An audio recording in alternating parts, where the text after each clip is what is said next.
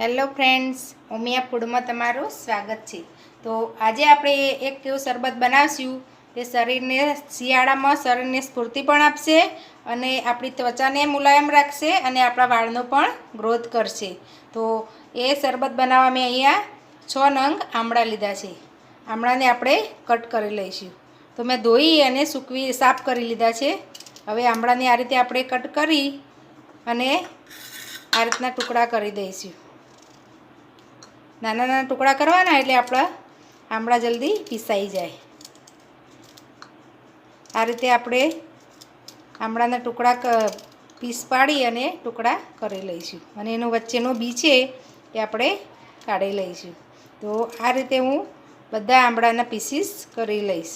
આમળાનું શરબત એટલું સરસ બને છે કે તમારે વાળ માટે પણ આમળા બહુ જ ઉપયોગી છે અને આપણી ત્વચા માટે પણ। તો આ રીતે હું બધા આમળાના ટુકડા કરી લઈશ। તો મેં આમળાના ટુકડા કરી લીધા છે। હવે આપણે એક મિક્સર જાર લઈશું અને એમાં આપણે આમળાના ટુકડા એડ કરી દઈશું।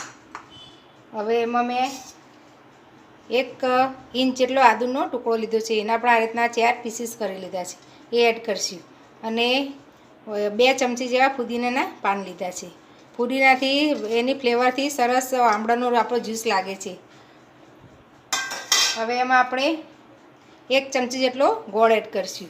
તમે ગોળની જગ્યાએ ખડી સાકર પણ લઈ શકો, પણ ખાંડ નહીં લેવાની અને એની જગ્યાએ આપણે ગોળ કે પછી મધ પણ, તમે મધ વધારે લેશો, આપણે પાછળથી મધ એડ કરવાના જ છીએ, પણ તમારે ગોળ ના લેવો હોય કે ખડી સાકરે ના લેવી હોય તો તમારે પાછળથી મધ વધારે એડ કરવાનું। હવે એમાં આપણે થોડું પાણી એડ કરીશું। થોડું પાણી એડ કરી અને આપણે આને સરસ પીસી લઈશું। તો આપણી આમળાની પેસ્ટ તૈયાર છે। હવે એમાં આપણે થોડું પાણી એડ કરીશું અને આને આપણે હવે ગાળી લઈશું।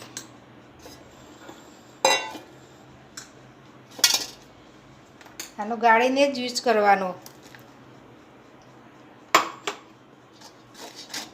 હવે આને સરસ આમાંથી બધું પાણી નીકળી જાય અને આ જે આપણું ઉપરનું બેટર છે એકદમ કોરું થઈ જાય ત્યાં સુધી આપણે ગાળી લેવાના। આ રીતે આપણે દબાઈ દબાઈને ઘસીને ગાળી લેવાનું। તો તમે જોઈ શકો છો આમાંથી બધું પાણી નીકળી ગયું છે ને એકદમ સરસ કોરું થઈ ગયું છે। હવે આને ફેંકી નથી દેવાનું, આનો કેવી રીતે ઉપયોગ કરવો એ હું તમને છેલ્લે શીખવાડીશ। તો આપણો જ્યુસ નીકળી ગયો છે। હવે આપણે એમાં બાકીના મસાલા કરીશું। તો મેં અડધી ચમચી સંચળ લીધું છે, એ આપણે એડ કરી દઈશું અને મેં 4 થી 5 નંગ કાળા મરીનો ભૂકો કરેલો છે। આ ઓપ્શનલ છે, તમારે એડ કરવો હોય તો કરવાનું, નહીંતર એમ પણ નાના બાળકો માટે તમે બનાવતા હો તો એડ નહીં કરવાનું। હવે એમાં આપણે મધ એડ કરીશું। તો 2 ચમચી જેટલું આપણે મધ એડ કરીશું। જો તમે મધ ના એડ કરવા માગતા હો તો તમારે ગોળ થોડો વધારે એડ કરવાનો અને એકલા મધમાં બનાવવું હોય તો તમારે મધ 4 થી 5 ચમચી એડ કરવાનું। એ બધું સરસ મિક્સ કરી લઈશું।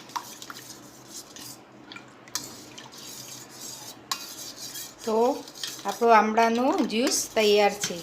હવે એને આપણે સર્વ કરીશું।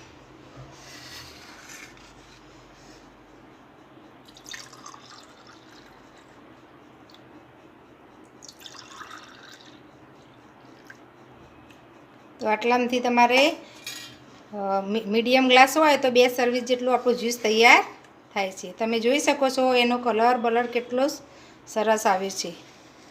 તો આપણું આમળાનું જ્યુસ એકદમ હેલ્ધી એવું આમળાનું જ્યુસ તૈયાર છે।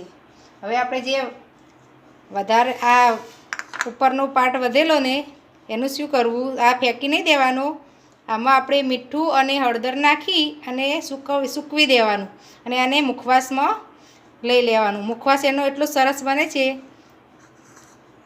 તો તૈયાર છે આપણો આમળાનું શરબત।